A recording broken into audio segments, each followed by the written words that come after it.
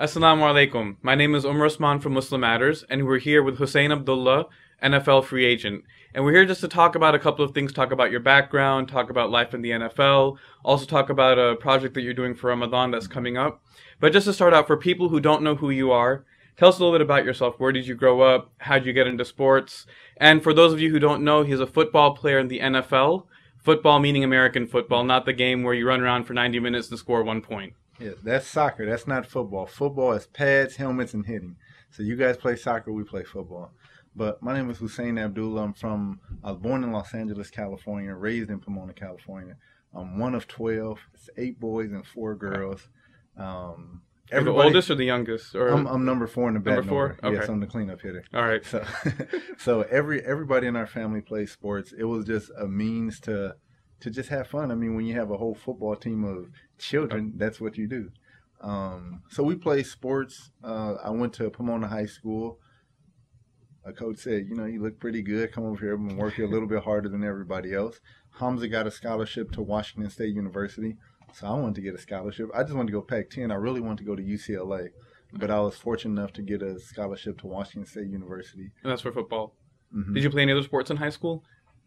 I did, but I wasn't very good. Okay. I played basketball, I ran track, and that's where I first learned how to play golf. But I just stuck to football. You still play golf? I love golf. Okay. I love golf.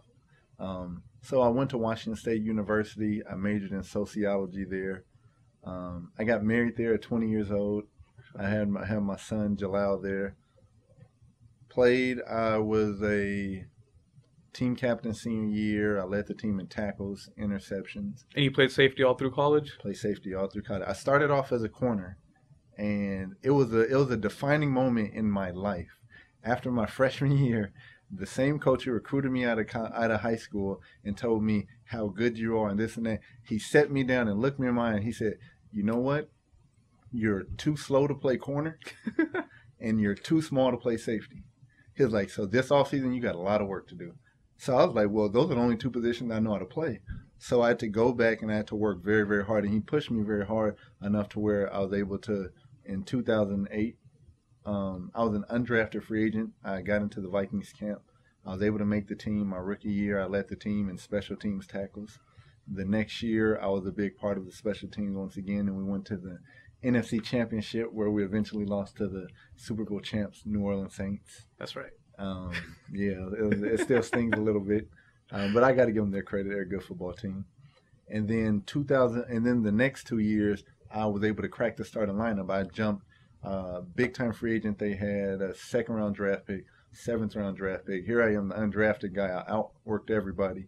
Who's the toughest player you played against? The toughest player I played against is actually the guy who was on my team. There is nobody in the NFL tougher than Adrian Peterson. Nobody. Okay. Were you on the Vikings when Randy Moss was there, or was that was after? I was there when Randy came back, and it was. I mean, growing up, we watched Randy Moss. When he came in, it was like one of those people where you actually do get a little bit of starstruck. So you go get his autograph, and we didn't. We was actually going to wait till the end of the year, and then they released him. So they released him halfway through the year. So we were all upset about that because we didn't want. As soon as he came in, we didn't want to bum rush him. So we tried to keep our cool. So. At the end of the year, we're waiting for it, but they released it. Okay. So this year, you're a free agent, Mm-hmm. and I understand you and your brother have taken the year off from football. Yeah. Can you kind of talk about the decision-making process? Why'd you take the year off? And also, how's it going to affect your career? Because, a lot of people say that an NFL player has a very short shelf life. The NFL career is a lot shorter than a lot of other professions, or other sports. How's this going to impact you, and kind of what went into taking this year off?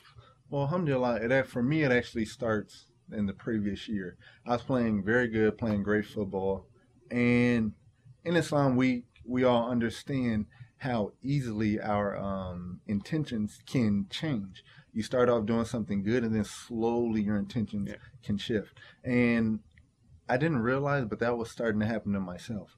And I actually got hurt towards the end of last year, but it was a good thing because as soon as I got hurt and I missed a couple games for the end of the year, I said, I don't care about anything else. I just want to go make Umrah. Said, I don't care about nothing else. So, alhamdulillah, this past year in March, I was able to go make That was your Umrah. first time to go there? It was my first time leaving the country. Okay. Yeah, first time leaving the country, got to go make Umrah, and it was just a beautiful experience. So as soon as I seen that, then I came back. And you went by yourself, or you go with your family, your brother? Myself, my wife, Hamza, his wife, and then our older brother, Boss. Okay. And we all went together. So alhamdulillah, it was the experience of a lifetime. So then we came back. I started training, getting ready for the football season again, and just, I would say, contractual things, how they were starting to shape out. I didn't like it, and it really didn't sit well with me. And on top of that, In terms of the offers that you were receiving to play? in terms of the offer I was receiving to play, and on top of that, I really wanted to go make Hajj. As soon as we left, when we came back, I was like, I need to go back. And there was no way I was going to be able to sign with the team and play for spring, the start of fall, and then in the middle of October say, you know what? That's right in the middle of the season. Yeah, I'm going to miss 3 weeks. I got to go do this. So teams have been good about helping us fasting during the month of Ramadan, especially the Vikings. They've done a great job with me. So, Did they make exceptions for you, or did they still put you through the same? Oh no, I told them not to make any exceptions. I Okay. still did the same everything. It's just that they had a nutritionist work with me on Okay. meal plan, and the strength coaches, the weight training staff. They helped me out to make sure I was keeping my weight up and not losing too much weight. Now, is that something that y'all had self-motivation going into, or did you also get inspiration from other athletes who've done it before, like Hakeem Olajuwon was very famous for doing that during games? When we were younger, my mother, she pointed to Hakeem Olajuwon. She was like, he's fasting during basketball games. You guys can fast and play sports and do different things. So I fasted since I was 7 years old. So there's never been an excuse, regardless of how hot, how rigorous the activity was. It was, you're going to fast. If there's a guy who's a doctor or a lawyer or a bus driver and he's a Muslim in his Ramadan, he's going to fast. So for us, we couldn't make any excuses either. We couldn't say our job comes before our religion. So we Right. didn't even go down that route. So with us wanting to go make Hajj and not wanting to have to put a team or our teammates in that predicament, me and Hamza, we just sat down and we talked. We had big dreams of wanting to be on the same team. We're free agents. Y'all play the same position? We both play safety. So who'd win that starting job? Actually, we were interchangeable. So I would like to both of us start, be able to beat two guys and be able to start with each other. So, but we talked it out. We sat down, we talked it out, and said, you know what? Let's go make Hajj. We don't want to do that. We don't want to put anybody in that predicament. So we said, you know what? We're going to go make Hajj, and we're just going to take the year off. So in that, now there was a whole gap between now and Hajj in October. So we decided we wanted to do something special for the month of Ramadan. All right, so, but jumping back to that real quick, what feedback have you gotten from, your teammates, other, maybe teams that you've talked to, general managers, things like that, even the press? What's the feedback that you've gotten from other people about taking the year off? Have people told you that it's crazy because you gotta make the most of your years in the NFL? Yes, I've heard that from almost everybody, because they do understand that it's short-lived. NFL is not for long. Right. That's what we call it.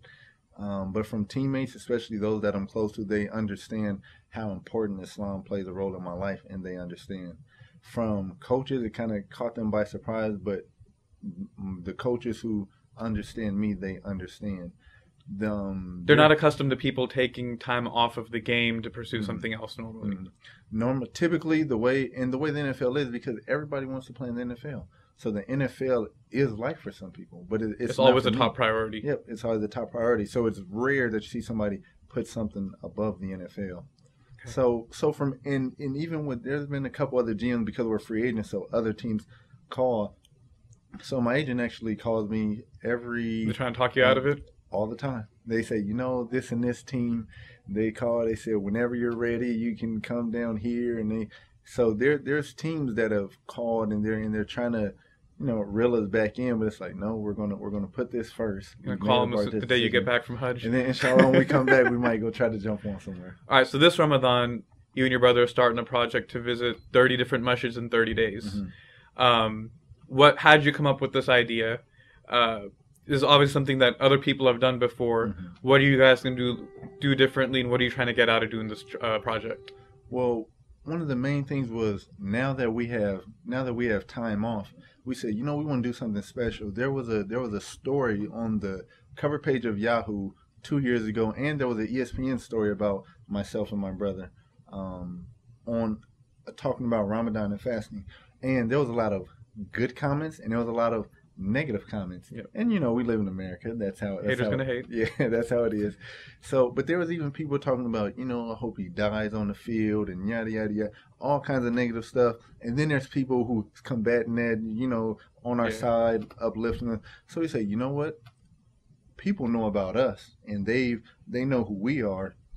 We want to go out and we want to meet everybody who's even uttered a good word, who's made dua for us, who even just knows our name. We want to go out. We want to meet people. We want to meet Muslims, and we want to go talk to the youth all across the country and tell them, lift your head up. You can achieve whatever it is you want to do, because at one time we're in the same situation as you. Yeah. So that's kind of our goal, just to go meet people, say thank you, see some non-Muslims on the way, educate them on Islam and how it is, because Islam carries a huge negative connotation here in America. So we want to do our best to change that, and then just talk to the youth and help uplift them. And you're already getting a lot of media attention about the trip before it started? We actually got a ton of media attention. It was on NFL.com, ProFootball.com, Yahoo.com. There was a couple of people picked it up, and then how nowadays, soon as one person blasts it out, it just spreads like wildfire. So I don't even know who else picked it up. So how did you pick the masjids and the communities that you're going to visit? You know what? We're still picking masjids and communities. We So if someone wants to bring you to their community in Ramadan, what do they need to do? Go to Facebook.com/Abdullah Brothers and tell us where to go. We have our list of cities. As of right now, we only have, I'll say, probably 8 or 9 surefire masjids that we're going to. But other than that, it's all up to the community. We want to go somewhere where we can have fun and be around and just give our salams, be around Muslims, and just have a good time. And we literally sat down and said, okay, we want to go to over 30 masjids in 30 days. And I talked to the brother Omar Ali, who is the originator of it. The 30 Mosque Project. He's a good brother. So I sat down and I was like, okay, and I just started drawing it out on the map, and we literally just drew it out and said, we're gonna go all over the country. So you're not gonna drive? Yep, we're gonna drive, so we can get the full experience, have fun, road trip with me and my brothers. I mean, what more do you want? Now, kind of getting on that Ramadan and training camp topic, a lot of people also want to know, what's your workout routine like now, especially because you want to get back into the NFL hopefully after you come back from Hajj. So what's your workout program like, normally versus right now? Okay.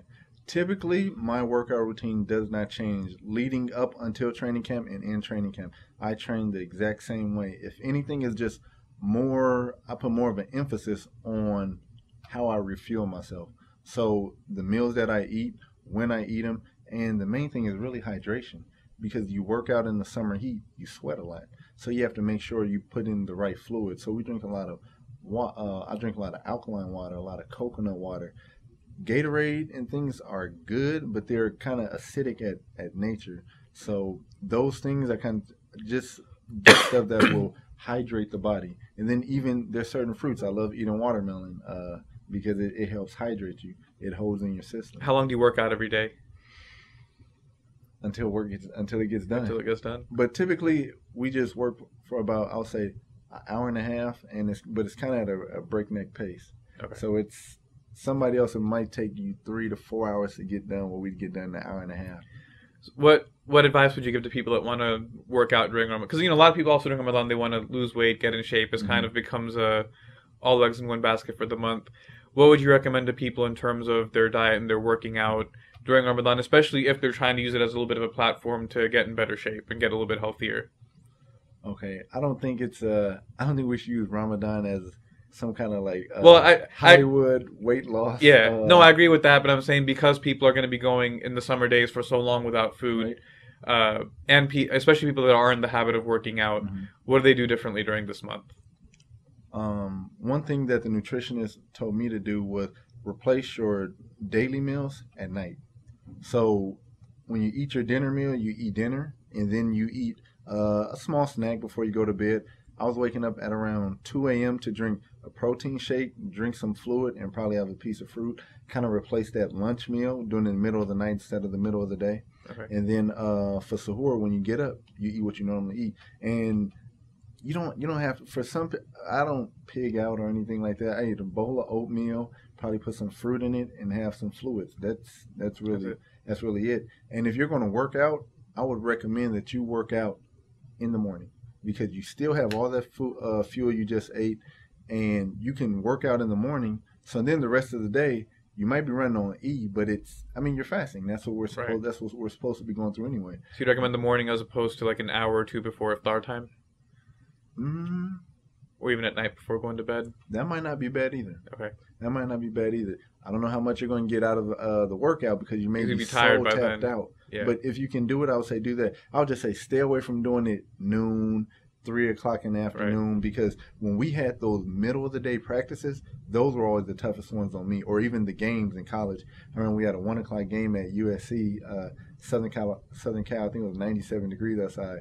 It was brutal that year. Any of your teammates try to talk you out of it? Like, Talk me out of it? No, but No. they all say, like, when they look at me, they're like, I don't know how you do it. Like, they have the utmost respect, and they all understand, or I'll say for the most part, they understand Ramadan, they understand Muslims, they understand fasting. I actually got a couple of the training staff, the medical training staff, to fast with me, and wow. the weight coaching staff to fast with me 2 years in a row. okay, cool. So, life in the NFL, so obviously your faith is something that's apparent to those around you. How do your teammates react to that? What reactions have you gotten? Is there negativity? Is most of it supportive? What kind of reactions do you get from people in the NFL? Well, they really just ask questions. A lot of them, sad as it sounds, they've never really... They don't really know anything about it. They don't know anything about Islam, and they've never conversed with a Muslim. So any question that they've ever had, they come up to you and they bounce it off of you. And I answer the question to the best of my ability. And I don't go in there and just go in there and wear a thobe to work every Right. day, or go around putting Qurans in everybody's locker. Although I wanted to, but I don't go in there and force anything. You don't on train with anybody. your thobe on. Right. I just try to go and just be the best person that I can be. And they'll ask questions here and there. Some of them may be silly, some of them may be serious questions. But it's the locker room. You have to be able to filter out. Now, like in a lot of corporate environments, religion is something that they keep out of the workplace. Mm-hmm. Is it the same in the NFL? I know I've heard of sports teams where players will have like group Bible studies and Mm-hmm. things like that. Is faith in and of itself something that's apparent and open, or is it something that people keep out of the team? No, faith in the NFL, it's there. There's Bible studies all the time. They have them. I know for the Vikings, I think they had like Thursday night and then like Sunday before games. And in football, ever since Pop Warner, which is 7, 8 years old on up, before the game, they'd always huddle up and they'd say the Lord's Prayer every single time. So if people say faith is not in football, that's Have they ever asked you to lead the prayer on game day? There was actually in college. It was a funny story. Our head coach, we used to always have team dinner, and he asked somebody to lead the prayer. So they say their prayer or whatever, and me and Hamza, we just sit there, respectfully, Right. just sit there. One time he comes up and he says, "Hey Hamza, you want to say the prayer?" Hamza just looked at him, and people just started laughing. And he was just like, "Oh well." And he was an older guy, so I don't know if it. Yeah. I mean, you got to give him the benefit of the doubt. But no, but nobody's ever asked us to lead the Lord's Prayer or anything like that. Now, one thing with in regards to the NFL, I want to talk about the NFL lifestyle a little bit. Okay. A lot of youth, especially Muslim youth, are kind of enamored with chasing that quote-unquote dream. And you're around people that are living that dream Right. as their reality, where they have the money, the resources, the fame, where anything that there is in the dunya, they can Right. acquire it without even thinking twice. Mm-hmm. So it's one thing to kind of see that and for us to see it in the papers and things like that, but you're around these people on a daily basis. Mm-hmm.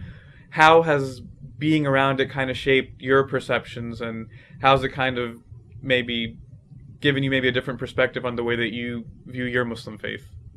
Well, I will say when as a rookie going into the NFL, my eyes were open to a lot of things, and you see the stuff in the media, and some of the stuff happens to an extent, but then there's a whole nother avenue that you're like, wow, like it really The is. people you don't get to hear about. Yeah, it's or even some of the things that I think you hear about it, but when you see it, it's completely different. And for me, especially my first 2 years, it was easy because I was just a special teams player, hung out with special teams players. We're all just trying to survive in the NFL, so I go to work, go home. It was simple. When I became a starter, now you're amongst, I would say, like people with contracts that are higher on the pay scale. So you start to see a whole lot more. And for me, just seeing it and just seeing how wasteful it was and just seeing how reckless people were and seeing them, and you're portraying that you're happy and you're like living your dreams, doing all this stuff. But you can see on a daily basis how it wears on people. And even the people who are doing it, they do it to an extent, and they know it's not a good thing and it's not good for them, religious or a non-religious person. They know. But sometimes they're just kind of stuck in it and they can't. But sometimes they get so caught up in it, they just go with the flow.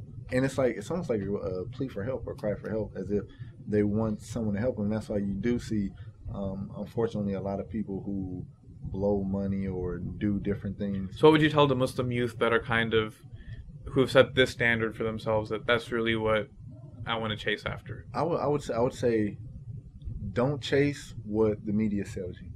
If you want to grow and be a football player and play in the NFL, go after that. If you want to be a basketball, baseball, soccer player, whatever it may be, go after that. Don't chase money. Don't chase lights, fame, recognition. Don't chase that stuff, because that's going to fade. It's going to fade in the blink of an eye. Do you think that seeing it up close and personal has given you more contentment with what you have versus if it just seemed like something far away? It does. Because there's a lot of times where we say, oh, if I was in that situation, I would have done this. Right. But when you get in it, you really have to, now you're in it, and you have to try to say, you know what? I'm good. I'm going to back off of this. You guys go ahead and do your thing. I'm going to stay back here and do mine. So there's that whole peer pressure. It's a little bit tough. But you really are satisfied. And you say, I'm satisfied with what Allah's blessed me with. All this other stuff is, I mean, it's not real. Okay.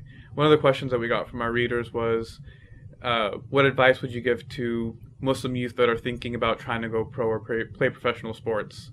If someone had given me that kind of advice when I was younger, I might have been the Muslim Jeremy Lin. But, my time's passed, but what can you give to some of the younger guys that are listening now? I would say don't give up. I didn't know I had a chance at professional athletics until my third year in college. Until then, it was step one, I played football. Well, first we played football because my father had 8 boys. He just wanted to make it tough. Get in there, play football, go hit somebody. That's why we played football. Then I started liking it. I was pretty good at it. Then I get to high school, and then this guy says, if you work a little bit harder, you can get a scholarship. It was a way to pay for college. So I started working a little bit harder. I get to college, and I see guys, they're getting drafted. And I'm like, man, I can do what he can do. So then I started seeing what he does, and I started seeing what this guy does. He started doing it. Then my sophomore year, Hamza gets drafted by the Tampa Bay Buccaneers. I'm like, if Hamza got a scholarship, then it got real competitive. I got a scholarship. If he can get drafted in the NFL, I can go in the NFL. Then that's when I was like, okay, I know if I work hard enough, I can reach that goal. But it was never like at 7 years old, I'm going to be a safety in the NFL. Because I wanted to play running back anyway. I didn't even like hitting people when I was younger. Well, we gave some advice to the youth, but I want to kind of flip it back to the parents a little bit. You talked about your dad a little bit there. Mm-hmm. How much, I know they had a lot of influence, but can you kind of maybe give advice to young parents such as myself on how to keep their kids grounded? Because it's not very often that you find people that can go through that type of environment and make it out alive, much less make it out with strong iman. Mm-hmm. So what advice would you give to parents in regards to how to keep their kids grounded? Maybe talk a little bit about your, kind of your family experiences growing up that kept you, gave you a level head, when you're surrounded with all this stuff. there's different reality checks, and you just have to figure out which one works for your child. My father had a way of, whenever in high school I started getting real good, and I started believing that I was real good. I'm getting phone calls from different recruiters across the country saying, come to my school, come to my school. They're coming on campus. People, are you? Any of them try to pay you? No, no, no, no, no. I didn't get paid. No Cam Newton situation here. No, I play football in Southern California. It may happen closer to other parts of the world, but not so big in SoCal. But you start seeing yourself in the newspaper. That's never happened. You start appearing on high school TV shows, different things of that nature. And I mean, you start feeling yourself. You're like, okay. And then you start getting in trouble. Things start happening. You might see grades slip here or there. I mean, my dad, it was easy. He'll go in the backyard and go dig up the yard. I'm like, why am I going to dig up the yard? Go dig it up. I would literally have to dig up the whole backyard, turn it over as if we're going to plant a garden. And then there'll be no garden. Everybody will just, he'll send the little one, my young little brothers and sisters. Yeah. They'll run outside, run all over the dirt, and they'll just flatten everything back out. And I used to get so upset, and I was like, why does he keep doing this to me? Like, why am I doing all this work for nothing? Or he'd tell me, go dig out a tree stump, like a huge tree stump, and I'd just be back there, and that was kind of my punishment. And it was just time to just sit back there, and you're just working, and you're thinking, why am I getting in trouble? And then I realized, well, I'm starting to believe this, which is leading me to do this, and now this is the result of my bad behavior. So as soon as I got that through my thick head, and it took a while, but as soon as it got through my head, then I started to be able to slow down and scale back and just say, you know what? I can't fall into this, and I can't fall into that. And do they still give you reality checks throughout your career? All the time. And especially when I talk to my mother, she's, alhamdulillah, regardless of, I mean, I could win, it could be like Michael Phelps and win 8 Olympic gold medals and go short. Not going to change she's going to be excited for me. She's going to be proud. She's going to be excited. But, I mean, everything we strive for is for the akhirah. And that's exactly what she's telling me. Or she'll tell me something that will put me back in my place. And I say, yes, ma'am. And just go about it. So it's good to have, aside from strong family, but good company to kind of keep yourself grounded and remind yourself of your true purpose. Oh, definitely. Younger, that was a big thing. Friends. I hung around with some people that weren't probably the best friends. And my father. So for the young people listening, would that, if we say that that's one of the most essential advice, is just to surround yourself with good people? You have to, because whether good or bad, your friends are going to rub off on you, and you're going to rub off on them. So if you pick some good people, I mean, alhamdulillah, you're always going to be good things. Have you had situations where people tried to befriend you and you had to pull away to kind of protect yourself? Mm-hmm. I started to have a rule, especially when I got to college, because when I was in high school, I was able to weed people out with the help of my parents. When I got to college, it became tougher because it was just me. And how I figured it was, if I won't invite you to my house, then we can be friends in the locker room or out in the classroom. But outside of that, I can't be around you, because if I'm not going to invite you into my house, why should I go hang around you? So that was kind of my rule. Okay. All right, Jazakallah khair for joining us. One more time, just so everyone's got the addresses. Can you let everyone know how to get in touch with you, your Twitter, Facebook, so everyone's got that information before we go? For me and my brother's Facebook, it's facebook.com/Abdullah Brothers. You can follow me on Twitter at HAbdullah39. My brother's is at Hamza Abdullah21. We have a joint account at Abdullah Bros, and it's AbdullahBros.com. Assalamu alaikum.